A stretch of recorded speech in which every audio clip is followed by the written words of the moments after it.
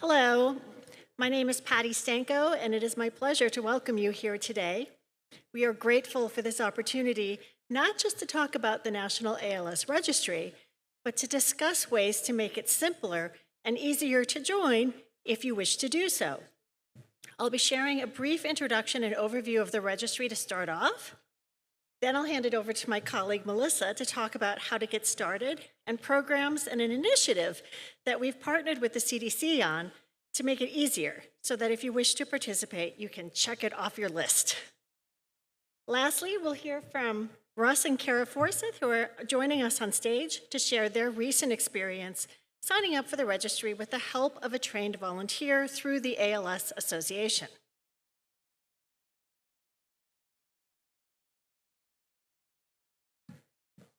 So the registry came about as an act of Congress in 2008, and the ALS Association was actually instrumental in leading that effort to garner support for the creation of a registry. Since ALS is not a reportable disease, it made sense to charge the CDC, or the Centers for Disease Control and Prevention, with counting the actual number of ALS cases in the US and working to find the commonalities or risk factors for developing ALS. So in 2010, the registry launched, along with the website portal and the risk factor surveys. And then in 2013, the biorepository and clinical trial alerts were also created. To date, the registry is going strong. Over 110,000 risk factor surveys have been completed, over 120 research articles have been published, and over 75 trials have used the notification system to tell possible clinical research participants about trials. But the registry is still missing people.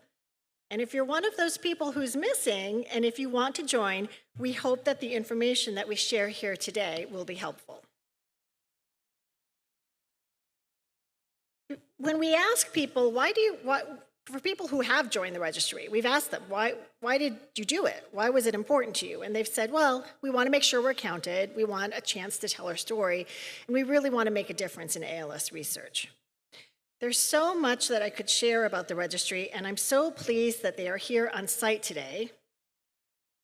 So please stop by their table, and they'll have lots of information that you can share. Now I'm going to turn it over to Melissa. Hi. All right. Well, thank you, Patti. Like you shared, I'm Melissa Moret, and we talked about what the registry is, and now and why people should join. And now I'm going to talk just briefly on the how. Apologize.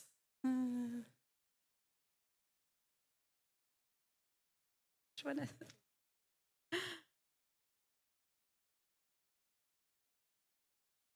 Okay, there we go.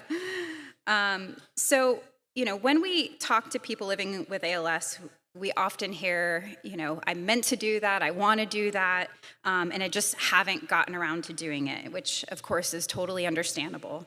There's a lot of competing demands, and this frankly is something difficult to kind of figure out the how. So just want to talk through briefly what the steps are for getting registered. So step one, create an account.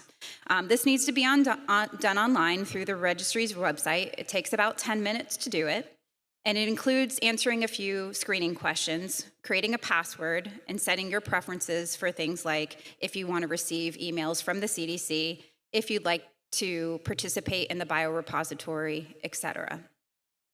Step two, find a helper.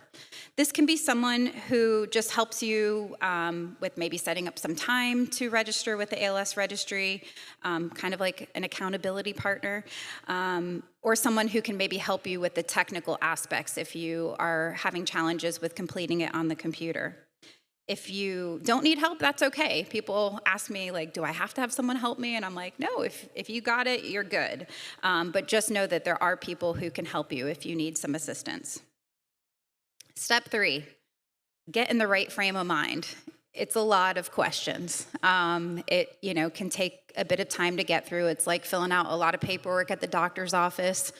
If there's a way to fit it in when you can be maybe less distracted or Maybe have some ice cream waiting for yourself to enjoy afterwards as a prize. It takes some time to do it, and just know that you can do it in pieces. You don't have to do it all together in one time. Step 4. So like a lot of things, if we don't schedule it for ourselves, sometimes it's hard to think about making time to do it. So we always recommend, if it's something like, okay, on Friday, I'm gonna create that account and I'm gonna get it done.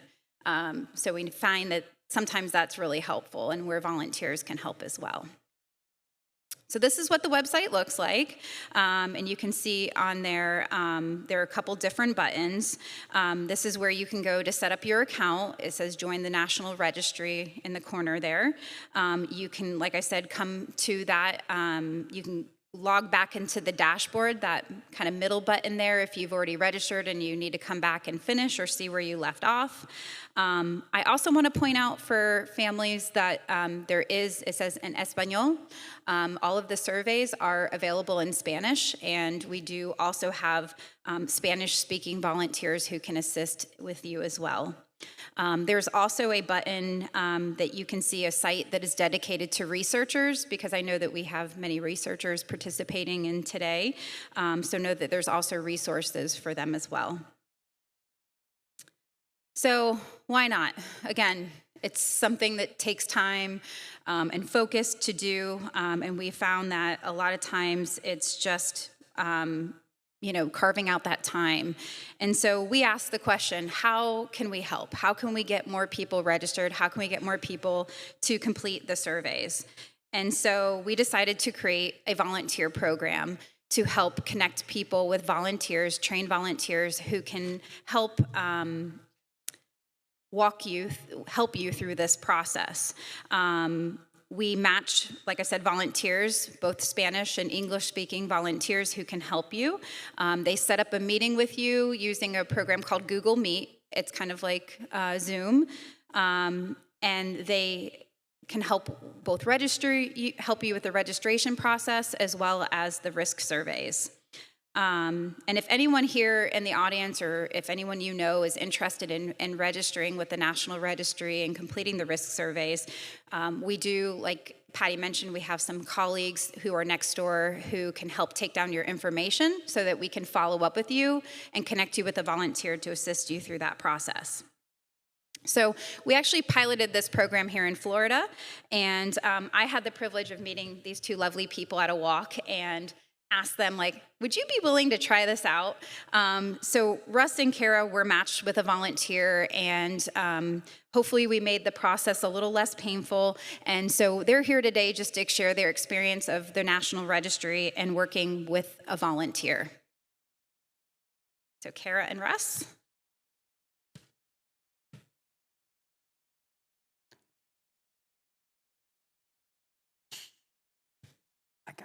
Go ahead.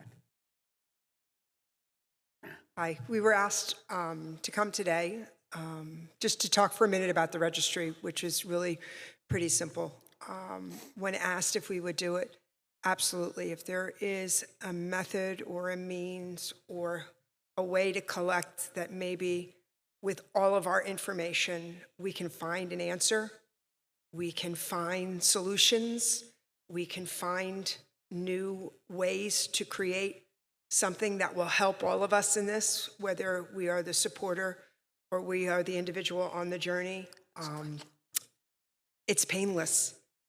There's no needles. There's no MRIs. It's painless. Our volunteer was great. It was his first time, and I said, that's okay. It was our first time, too. And they asked questions. They kept you on point. You laughed, you cried, you answered questions, and it's not just your medical, it's where you're from. Did you grow up in the country? Did you grow up in a rural and urban? Did you live on a farm? Did you drive a car that was diesel? Did you drive a car that wasn't? Did you pump your own gas? Did you not pump?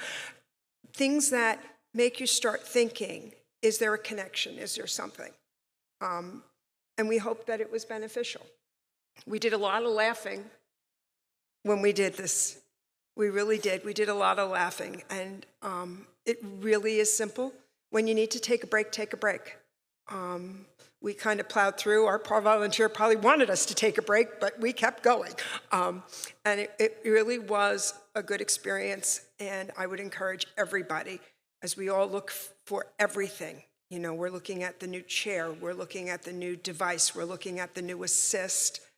Look at the new registry to see if maybe that too can help us find a solution. My hero.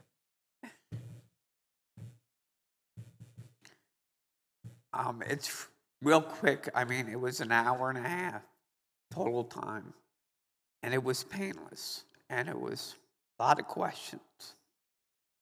But it's well worth it because we have to get everybody registered so we can figure out what's going on with this disease that we have.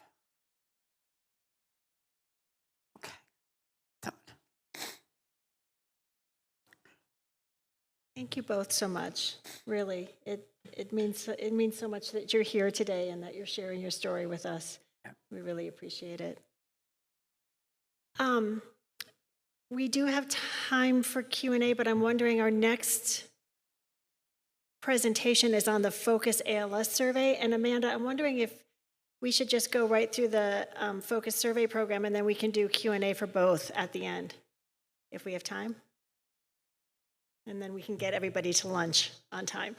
It's never good to be the one standing between an audience and food.